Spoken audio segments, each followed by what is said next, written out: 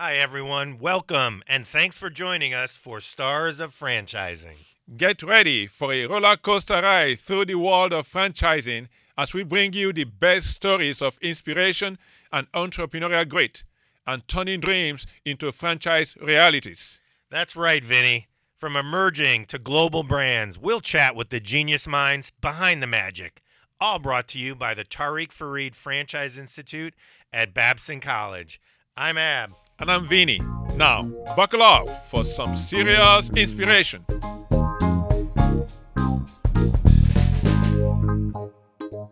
We're really excited about today's guest. Wanted to welcome Elaine Chow here to Babson, our podcast. Welcome, Elaine. Thank you. Really excited to hear from you. And one of the things we always love to start with here at Babson when we're talking to entrepreneurs like yourself and leaders, which is to tell us a little bit about your why, what calls you to do what you do, and your foray into the franchising world to start.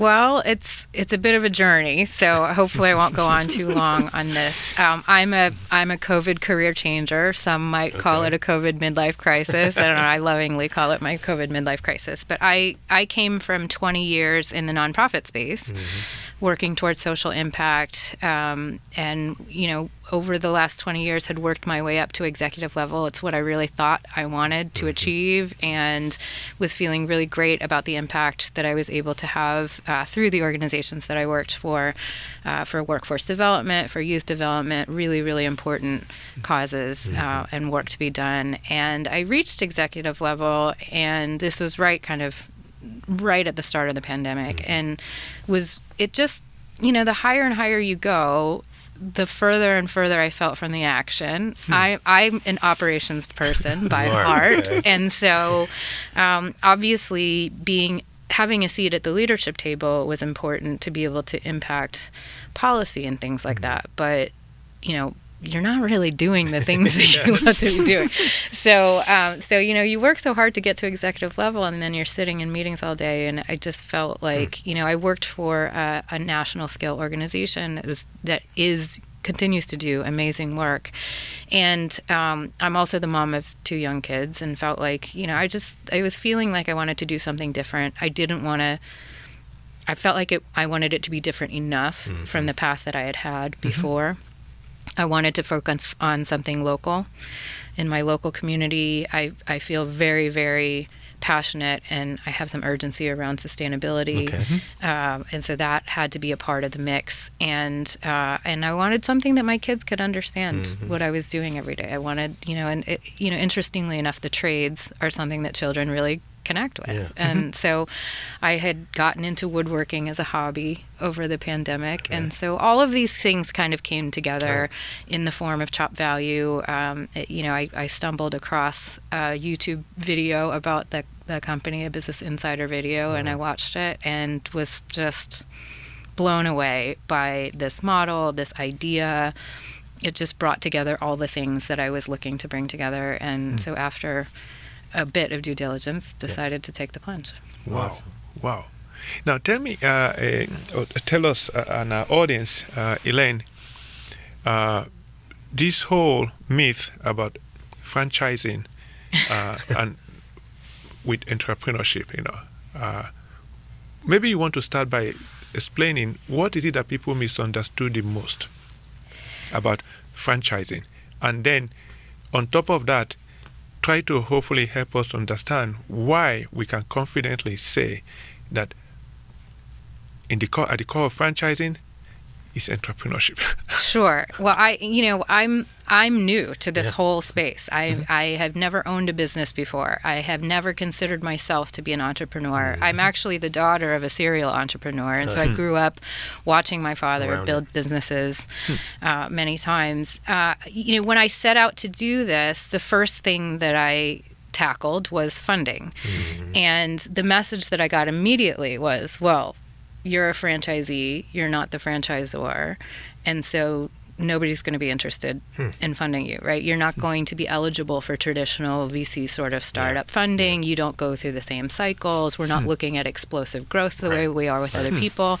And that I was fine with that. That aligned with my vision. I'm not at this age and stage in my life, I'm not looking for explosive growth. I'm looking to do something impactful and that is profitable. But they're right. I probably wasn't the right match for this type of funding. And so that was the first signal that I got that franchising is a little bit different. Then I think, with what ChopValue is doing in sustainability and bringing a new sustainable material to market where there aren't very many options previously, I thought this should be perfect for grant funding, right? And so, of course, coming from nonprofit, I'm very used to grant funding. And then now not being a nonprofit, then you realize, oh, okay, people either want to give grants to nonprofits or they want to fund startups that are, I will say, quote unquote, traditional entrepreneurs.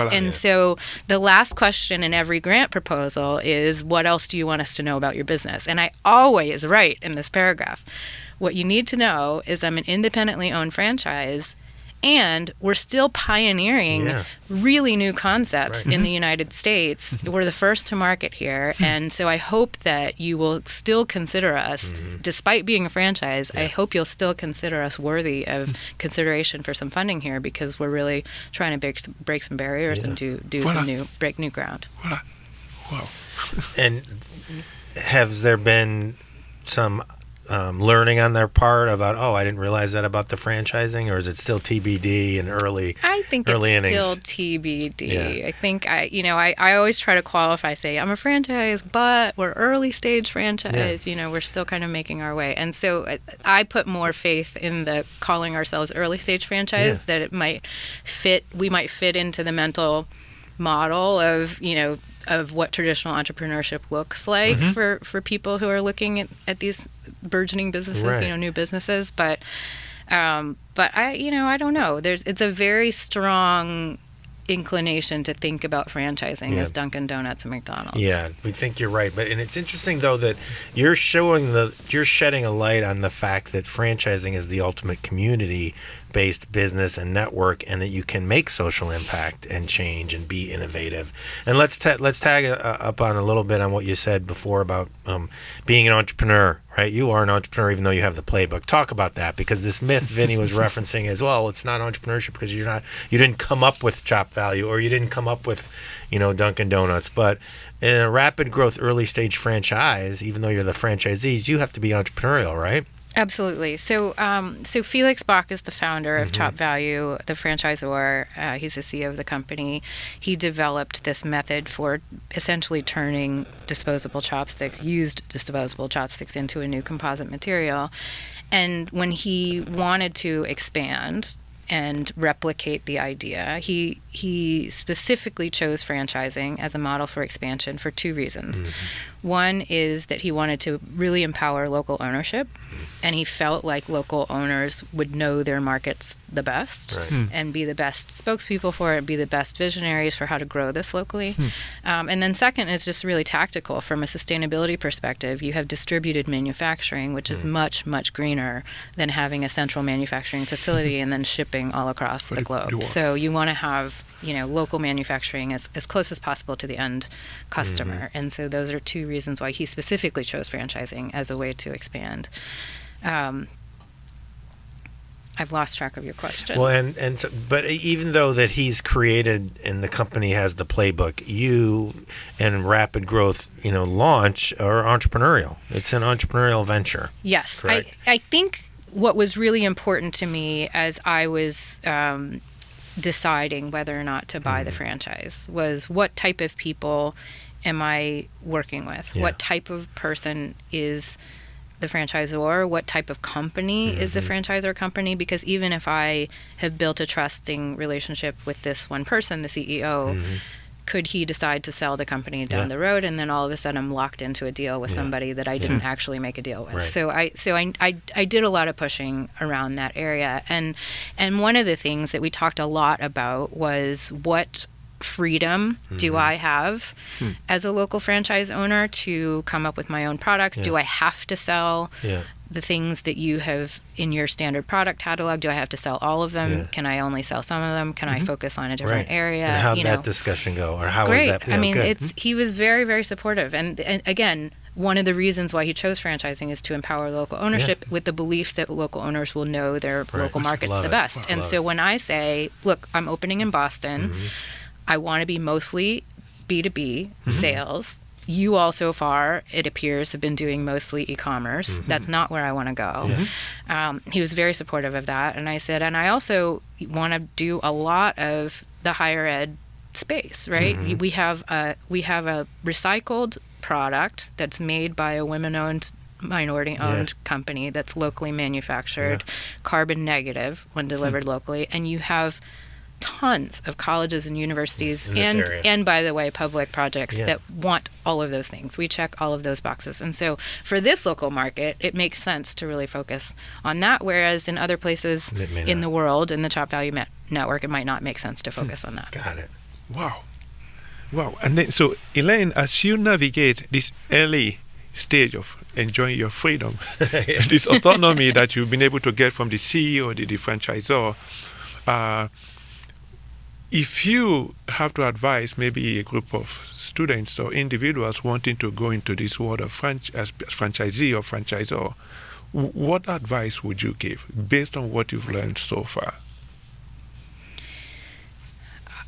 The trust that I talked about between me and the CEO has been really, really important to me. And there have been many times over the last year and a half that I've owned the franchise where I've had to give some feedback to him about, hey, there's part of this process isn't feeling great or isn't feeling that supportive to franchisees. And he listens, right? I don't always get what I've asked for, but I do always get the assurance that my feedback will be heard and taken seriously. So I guess my advice there is to make sure that you feel like you are going into business with a franchisor organization that has integrity, that aligns with the values that you have, that thinks similarly, that supports your vision for the franchise as well. And if that is all feeling really good, then it won't be without its bumps, but it'll, I think, be a lot smoother. But how much of, if I may piggyback on this, your response, how much of the learning you're getting is also coming from franchisees like you that are in other parts of the world? Is there...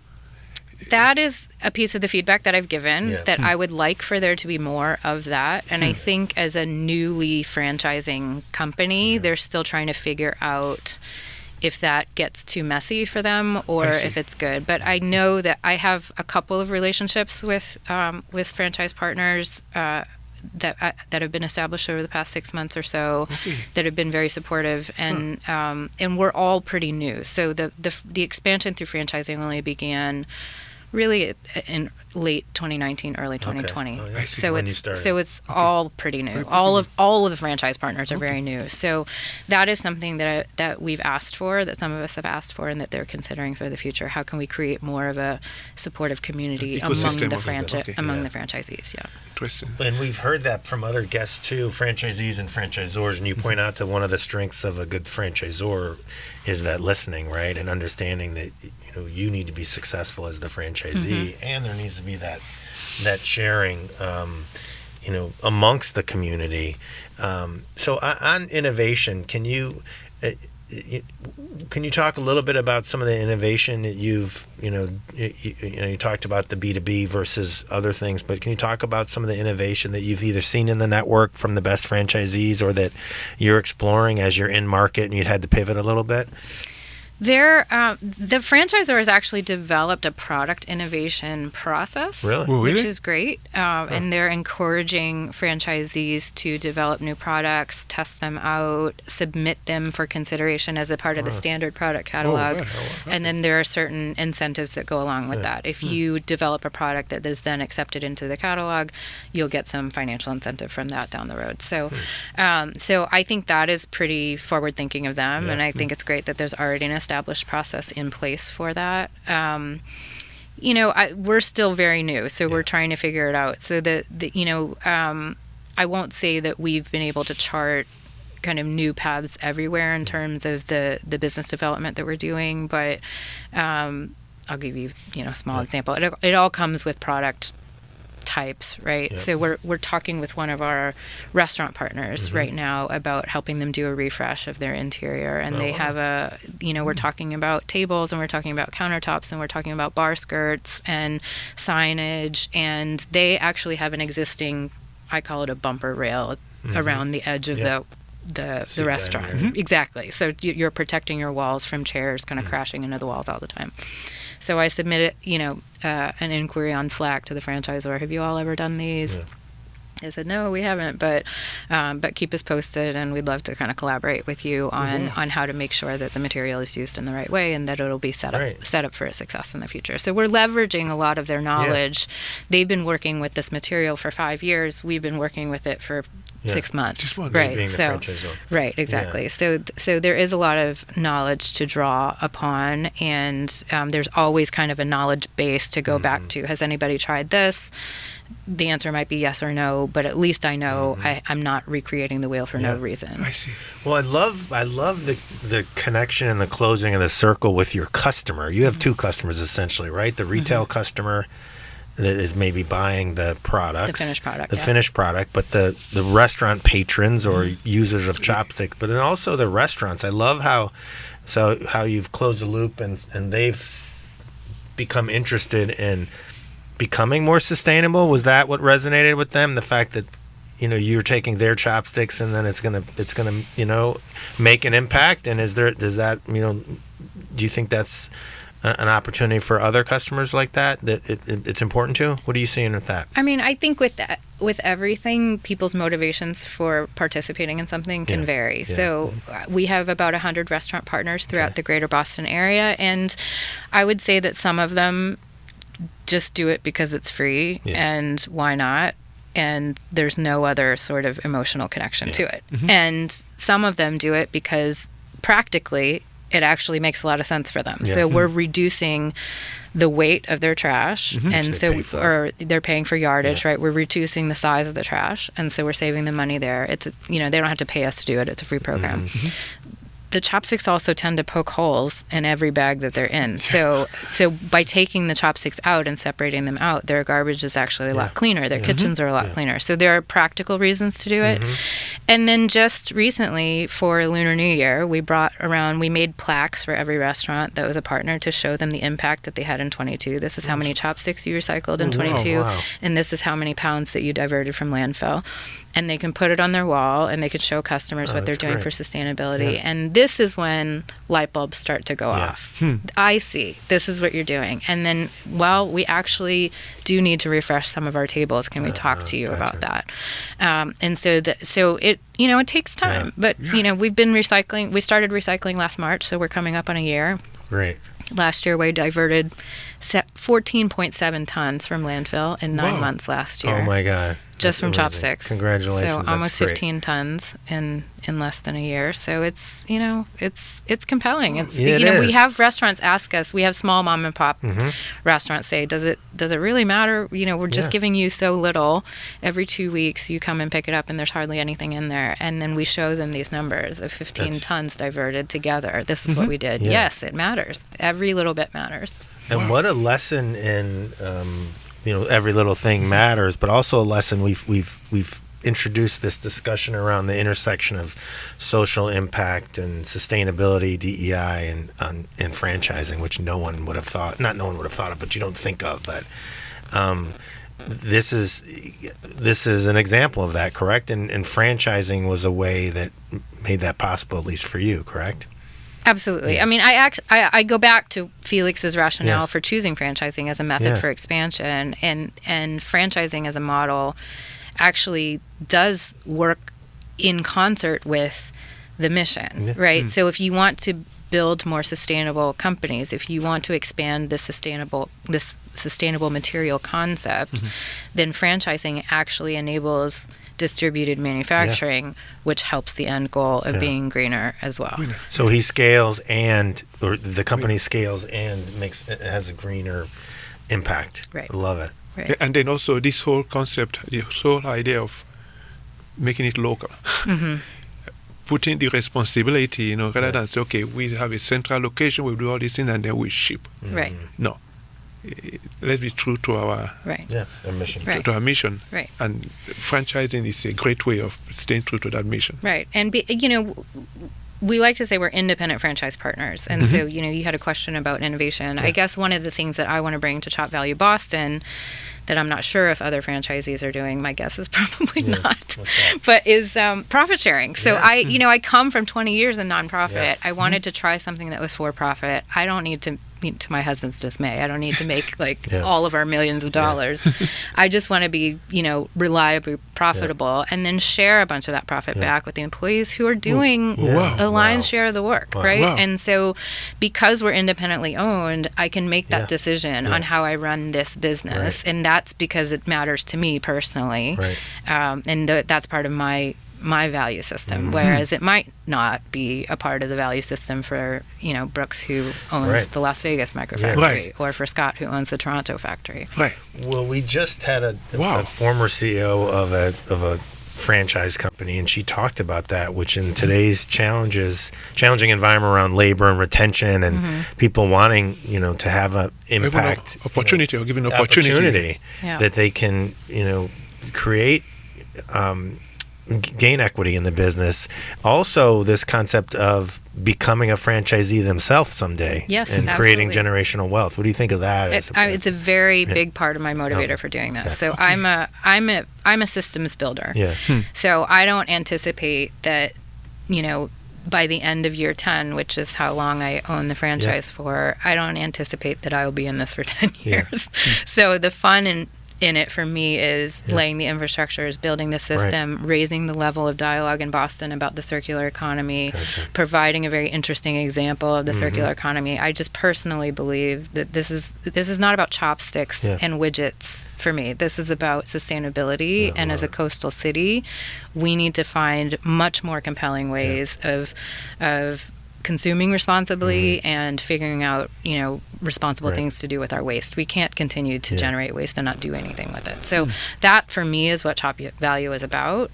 I hope that it won't take me 10 years to stabilize the company. Right. And so let's say that, within 5 years, the company is in a really good spot.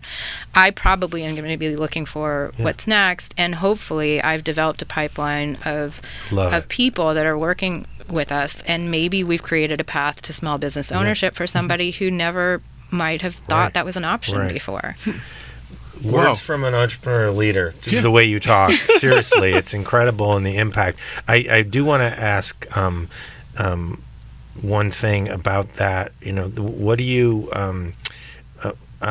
say to so that opportunity? Either it could be with your location, or they become a franchisee in the system, having learned from what you're doing.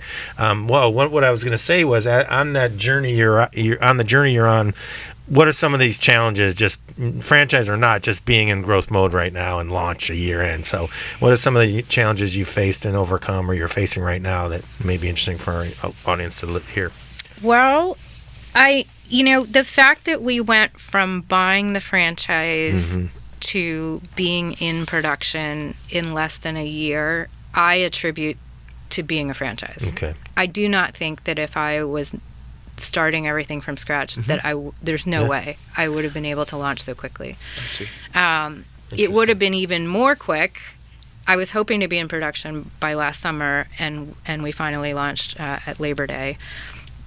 So that was our first challenge, was really the amount of industrial space available in Boston. The vacancy rate all of last year for industrial space was 4%. So finding location was a location was almost impossible. Wow. I searched for about 5 months.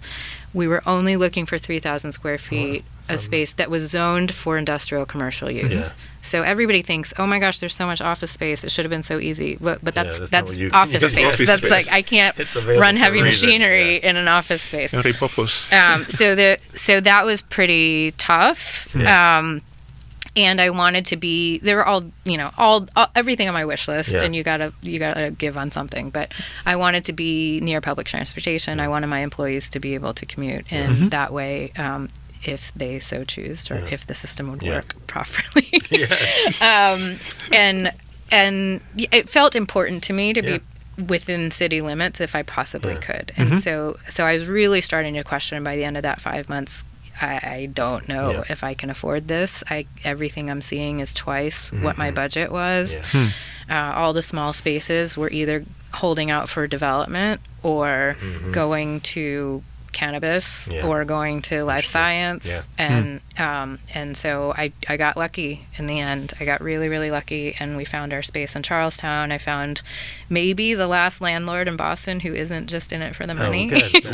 Wow. So you're able to, it's in line with the fabric of who you want the company to be and the culture. It sounds like you're in the same. Right. So that was tricky. The labor shortage has been really disruptive for everybody, right? But we are competing for the same workers that restaurants, hotels, hourly wage, all, service providers are all competing for. So we're, I when I made the business plan a couple years ago, I thought, I'm going to pay $17-18 an hour, and that's so generous. It's so much above the minimum wage, and I feel so good about that.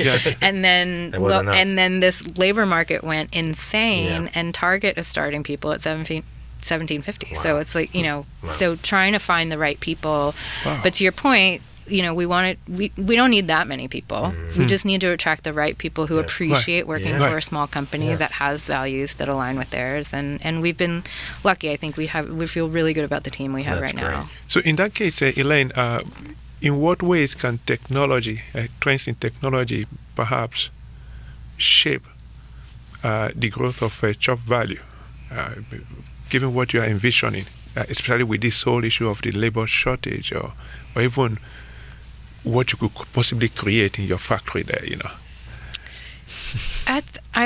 You might have stumped me there, because we are a manufacturer, right? We're very hands-on. I am in the microfactory every day. My staff, if somebody calls out, I'm on the line, right? I am sorting chopsticks then in that person's place, or I'm driving and doing the collections. So it's a very hands-on, in-person sort of business. I don't know. I think maybe with business development or sales leads or things like that. I was just introduced to a company called Material Bank that basically designers and architects use. They go to Material Bank, they look at their projects, they have something in mind that they're thinking of, and they want to see what's out there in terms of material that matches. So let's say there's a designer that wants recycled material, that wants wood that can be used in walls or tabletops or counters. If we're listed as a part of Material Bank, it's a one-stop shop. They send out the samples overnight, and then we would get a lead report. So this is the type of, I think, new way of maybe disrupting something like a traditional architecture firm's materials library, right? Wow. So that something like that could be potentially helpful, but in terms of the production itself, it's all it's hands-on in person. I see. If you look back, Elaine, even though you're still at the beginning of building this great franchisee location, is there something you would do differently? Well, it's funny you say looking back, because it still feels very new. Look around. I don't think so. I mean, I'm asked all the time. It was such a big career change for me that, I have people from my, former colleagues asking if I miss it at all. I have to say, no, I don't miss it at all. I love being active. I love connecting with the restaurant partners. I'm, my heritage is Chinese American. I'm first generation born in the U.S. And I think maybe like a lot of first generation kids that grew up here, I never quite felt empowered to own my heritage as a Chinese person, right? And now I have helped to build this network of 100 Asian business owners and restaurant owners who are doing something for sustainability, and that feels incredible. So being out there talking to people doing this, being on the shop floor, I always tell people just 2 hours at the table saw, you've got the sawdust in your nose. It feels so good. Just compared to being in Zoom meetings all day long, which is what I was doing.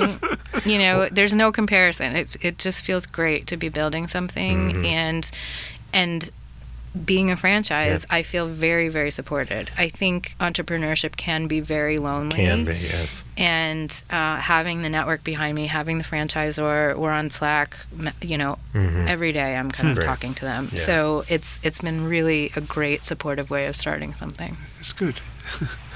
It's great to hear that, that you've fulfilled what you were out looking to fulfill when you were evaluating leaving the executive suite.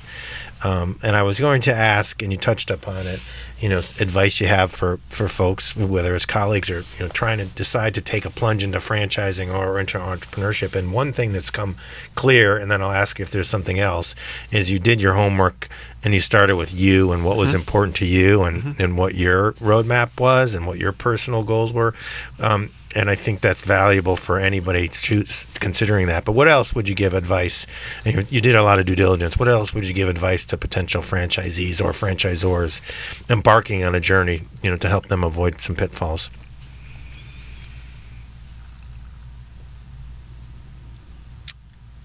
I mean, I guess I would say don't underestimate.